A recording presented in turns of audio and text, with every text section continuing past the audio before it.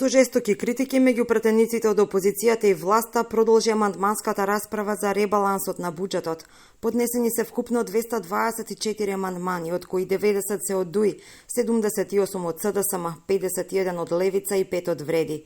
Опозицијата бараше повеќе пари за локални инфраструктурни проекти, брани, патишта, водоснабдителни системи, жичарници, социјални станови, кои не беа прифатени од власта.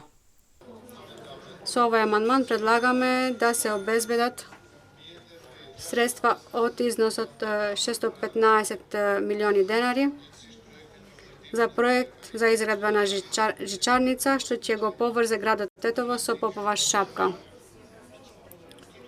Овој проект е стратешка инвестиција, многу значајно за туристичката инфраструктура, економска и транспортна во регион.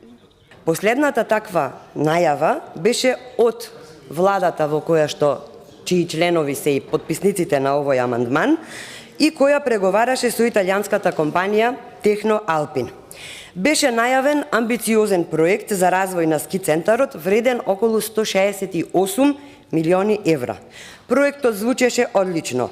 Презентациите беа впечатливи. Ке се направеа 16 патеки за скијање, 9 нови жичарници, 2 спа хотели, 15 патеки за крос-кантри скијање и што се не слушнавме дека ќе се направи. Со ребалансот растат и приходите и расходите во државната каса. Економскиот раст е проектиран на 3,5%, инфлацијата на 4,5%, а буџетскиот дефицит на 4,1% од бруто домашниот производ. Амандманската расправа трае 10 дена, пошто ребалансот оди на пленарна седница.